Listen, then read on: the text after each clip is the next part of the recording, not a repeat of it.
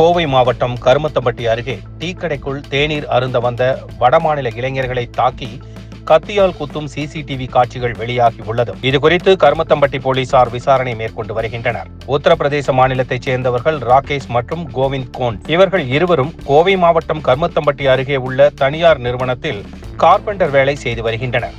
இவர்கள் கடந்த 15ஆம் தேதி கருமத்தம்பட்டி பகுதியில் உள்ள KMS பேக்கரியில் டீ குடிக்க சென்றுள்ளனர்.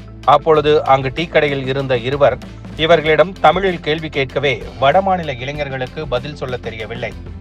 இந்த நிலையில் அருகில் இருந்த கட்டிடத்தை காட்டி அங்கு வேலை செய்வதாக சைகை மொழியில் பேசிய நிலையில் அந்த இருவரும் தகாத வார்த்தையில் பேசி வட மாநில தொழிலாளர்கள் இருவரையும் தாக்கியதுடன் கத்தியாலும் குத்தியுள்ளனர்.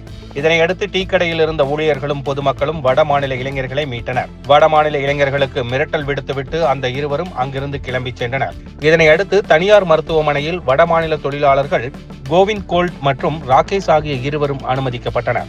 இந்த நிலையில் அந்த தாக்குதல் சம்பவத்தின் சிசிடிவி காட்சிகள் தற்போது வெளியாகி உள்ளன.